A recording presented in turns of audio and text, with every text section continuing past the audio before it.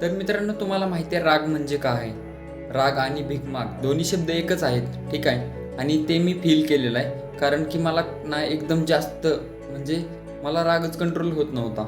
त्यानंतर मी प्रेमानंद महाराज जे आहेत त्यांचं जे सत्संग होतं ते ऐकलं आणि त्यानंतर मी माझ्या रागावरती कंट्रोल केले, ठीक आहे. आणि त्यानंतर मी आता बिलकुल कोणाचंही बोलण्याकडे लक्ष देत नाही. जरी कोणी रागवायचा प्रयत्न जरी केला तरी पण मी माझ्यावर फुल कंट्रोल करतो.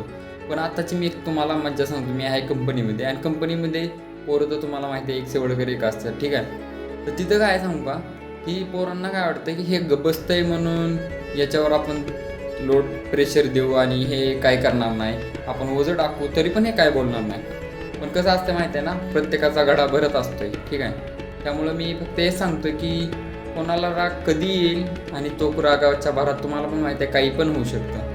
त्यामुळं कोणी कोणाला त्रास देऊ नये असं तर मला वाटतं, ठीक आहे.